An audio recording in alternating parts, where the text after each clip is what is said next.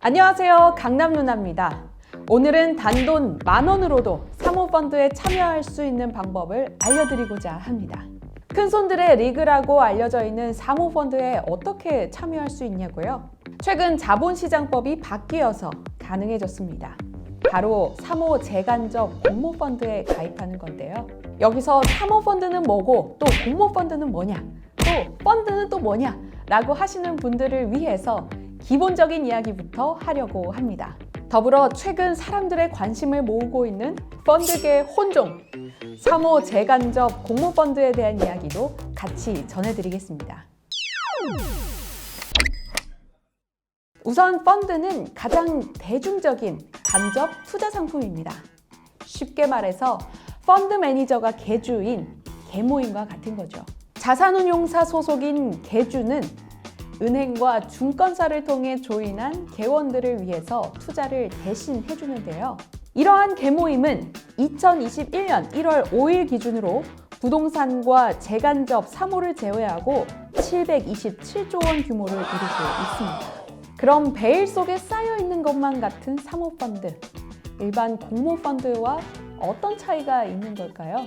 공모펀드는 누구나 참여할 수 있습니다. 즉, 불특정 다수로부터 투자금을 받는 거죠. 그래서 이름도 퍼블릭 오퍼링 펀드입니다. 특징은 50인 이상이어야 한다는 점입니다. 가능한 인원이 많이 모여야 하기 때문에 일반 투자자들이 가장 많이 몰리곤 하죠. 하지만 소비자 보호를 위해서 규율이 아주 엄격하죠. 반면 사모펀드는 소수의 투자자가 모이는 펀드입니다. 그래서 이름도 프라이빗 에쿼티 펀드이죠. 우리나라 말로는 고수익 기업 투자 펀드를 의미합니다. 특징은 투자 신탁법상 100인 이하 투자자, 자본시장과 금융투자업에 관한 법률에서는 49인 이하의 투자자들을 대상으로 모집해야 한다는 거죠. 그렇기 때문에 자연스럽게 큰 규모의 투자 집행이 가능한 투자자들만 모으게 됩니다. 그러니 일반 투자자 가입은 어렵고 고위험, 고수익 투자 상품이다 보니 원금 손실 위험이 정말 높습니다. 소위 먹튀 방지 차원에서 판매가 쉽지 않거나 제한되어 있죠. 사모펀드를 좀 더 깊게 들어가 볼까요? 사모펀드는 전문 투자형과 경영 참여형으로 크게 구분됩니다. 공통점은 당연히 투자자를 공개적으로 모집하지 않는다는 점과 주요 전략은 저평가된 기업에 투자해 기업 가치를 높여서 그 주식을 되팔아 수익을 챙기는 것이겠고, 두 사모펀드의 가장 큰 차이점은 바로 운영 방식입니다. 전문 투자형 펀드는 어떤 한 회사의 지분을 10% 이상 투자한다고 하더라도 의결권을 10% 이상 가지지 않습니다. 그리고 부동산, 지분, 자재 등 다양한 상품에 투자를 할 수가 있죠. 게다가 사무실이 있는 땡땡 자산운용이라는 이름으로 설립을 해야 하며 자본금은 10억 원 이상, 금융 전문가 3명 이상 고용, 교육 이수 등 조건이 꽤 까다롭죠.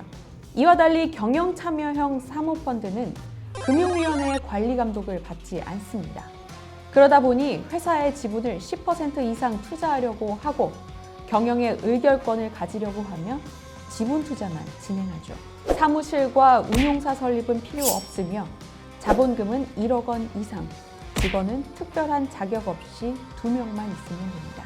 우리가 뉴스에서 종종 접하는 문제 있는 사모펀드는 대개 이 케이스인 경우가 많습니다. 이들이 수익을 얻는 방식은 간단합니다. 사모펀드를 설립한 사람, 영어로 제너럴 파트너의 투자자들이 투자하는 것, 그리고 이들은 경영권에 참여하며 만족할 만한 수익을 가져갑니다. 그 대가로 GP들은 1에서 2% 안팎의 수수료를 수익으로 챙겨가죠. 여기서 1, 2%는 엄청난 수준입니다. 보통 작게는 수백억 원, 많게는 수천억 원이 모이기 때문입니다. 하지만 높은 위험 부담이 따르기 때문에 시장을 잘못 예측했을 때에는 어마어마한 타격을 입게 됩니다. 그래서 통상 GP도 펀드 자금의 1%가량 의무 출자를 하기도 합니다. 조금 시야를 넓게 보면 우리는 잘 모르지만 우리의 돈을 굴려주는 전용 사모펀드들도 있는데요. 즉 국민연금이나 공무원연금, 교직원 공제회 등 국내 기관 출자자들로만 구성된 사모펀드들도 있습니다. 지난해 테림 포장 매각을 통해서 2배 이상의 수익을 올린 IMM 프라이빗 에쿼티를 포함해서 IMM 인베스트먼트, 스틱 인베스트먼트, 글렌우드, JKL 파트너스, 스카이레이크 인베스트먼트, 프렉시스 캐피탈, 유니슨 캐피탈 등이 그런 곳들이죠. 수천억 원 수준을 넘어서 조 단위 수준의 펀드 결성이 심심치 않게 나오는 이 사모펀드 시장. 언제 이렇게 성장했을까요?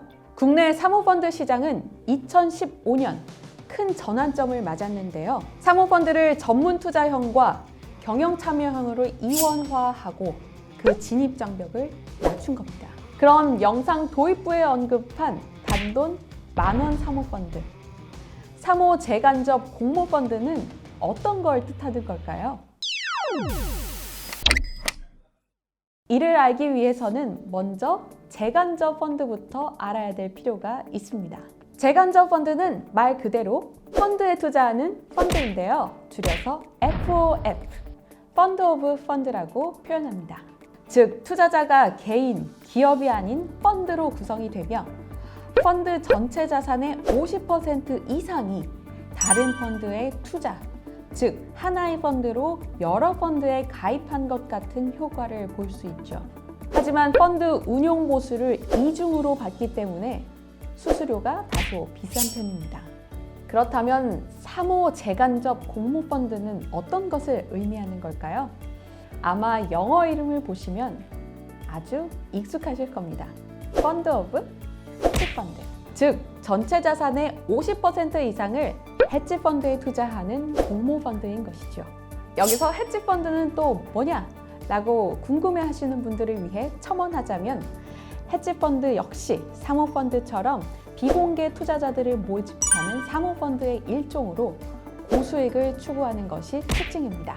다만 장기적으로 투자하는 사모 펀드와 달리 헤지 펀드는 단기에 고수익을 노리는 편이죠. 그래서 나쁘게 보는 분들은 헤지 펀드를 기업 사냥꾼이라고 표현하기도 합니다. 사모 재간접 공모 펀드는 사모 펀드, 재간접 펀드, 공모 펀드를 한 바구니에 담아놓은 것으로 생각하면 이해가 쉽습니다.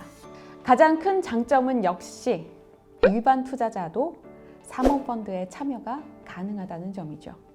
이는 2017년 사모투자 재간접 공모펀드 제도가 시행이 되면서 일반 투자자도 사모펀드에 참여할 수 있게 되었습니다.